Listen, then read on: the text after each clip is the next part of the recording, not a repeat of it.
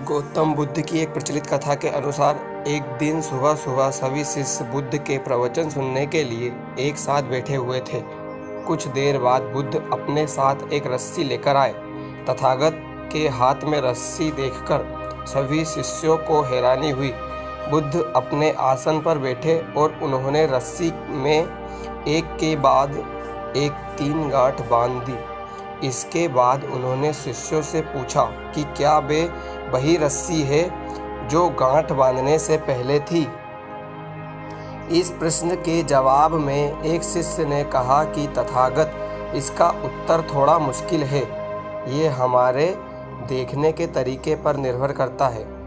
एक तरह से तो रस्सी वही है, इसमें कोई बदलाव नहीं है। एक अन्य शिष्य ने कहा कि अब इसमें 3 गांठें लगी हुई है जो कि पहले रस्सी में नहीं थी। इसे बदला हुआ भी कह सकते हैं। कुछ शिष्यों ने कहा कि वास्तव में मूल रूप से रस्सी वही है, लेकिन बदली हुई दिख रही है, लेकिन इसका मूल स्वरूप बदला नहीं है। शिष्यों की बात सुनकर बुद्ध ने कहा कि आप सभी सही बोल रहे हैं।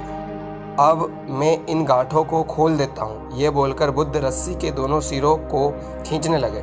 बुद्ध ने पूछा कि क्या इस प्रकार रस्सी की गांठें खुल जाएंगी? सभी शिष्यों ने कहा कि नहीं, ऐसा करने से तो गांठें और ज़्यादा कस जाएंगी। इन्हें खोलना और मुश्किल हो जाएगा।